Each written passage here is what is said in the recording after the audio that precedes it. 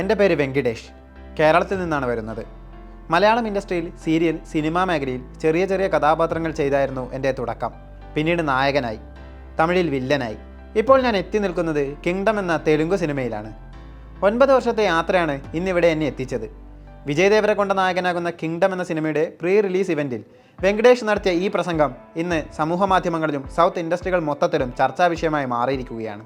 തെലുങ്കിലായിരുന്നു 9 minute നീണ്ടു നിൽക്കുന്ന ആ സ്പീച്ച്. അവിടെ ആ സ്റ്റേജിൽ അയാൾ പ്രകടിപ്പിച്ച എനർജിയും കോൺഫിഡൻസും അദ്ദേഹത്തിൻ്റെ സ്വപ്ന സാഫല്യത്തിൻ്റെ ഫലമായിരുന്നു. തിരുവനന്തപുരം സ്വദേശിയാണ് വെങ്കടേഷ്. കോളേജ് കാലത്താണ് വെങ്കിയിലേക്ക് സിനിമാ മോഹം കടന്നു വരുന്നത്. സുഹൃത്തിൻ്റെ ഷോർട്ട് ഫിലിമിലൂടെ തുടക്കം, പിന്നീട് ഓഡീഷനിലൂടെ സിനിമയിലേക്ക്. മോഹൻലാലിൻ്റെ വെളിപാടിൻ്റെ പുസ്തകത്തിൽ ചെറിയ വേഷത്തിലെത്തി. പിന്നീട് റിയാലിറ്റി ഷോകളിലും മുഖം കാണിച്ച വെങ്കടേഷ് സിനിമയെന്ന സ്വപ്നത്തിന് പിന്നാലെ സഞ്ചരിച്ചു കൊണ്ടേയിരുന്നു. കഷ്ടപ്പാട് നിറഞ്ഞ ചെറുപ്പകാലത്ത് നിന്നാണ് ഇന്ന് അയാൾ ഒരു ഇൻഡസ്ട്രി മൊത്തം പ്രതീക്ഷയോടെ കാണുന്ന സിനിമയുടെ ഭാഗമാകുന്നത്. ഈയിടെ വെങ്കടേഷ് സമൂഹ മാധ്യമങ്ങളിൽ ട്രെൻഡിങ് ആയിരുന്നു. താനും കൂട്ടുകാരും ചേർന്ന് തുടങ്ങിയ ഒരു ഇഡ്ഡലി കട. വെറും ഒരു 5 മിനിറ്റ് ഡിസ്കഷൻ്റെ പുറത്തുണ്ടായ സംരംഭമാണത്. തൻ്റെ ഇഷ്ടഭക്ഷണത്തെ മറ്റുള്ളവർക്കും ഇഷ്ടത്തോടെ നൽകാൻ അങ്ങനെ സുട സുട ഇഡ്ഡലി പിറവിയെടുത്തു.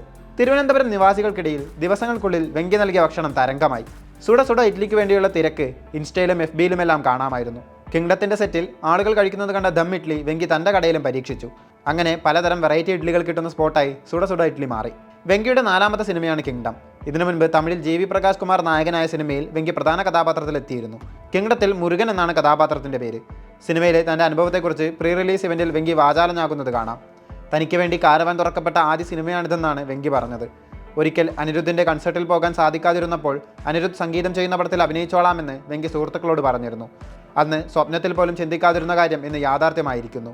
കിങ്ഡത്തിലെ റോളിന് പിന്നാലെ മലയാളത്തിൽ നിന്നും മറ്റ് ഇൻഡസ്ട്രികളിൽ നിന്നുമെല്ലാം നല്ല സിനിമകൾ വെങ്കിയെ തേടിയെത്തട്ടെ.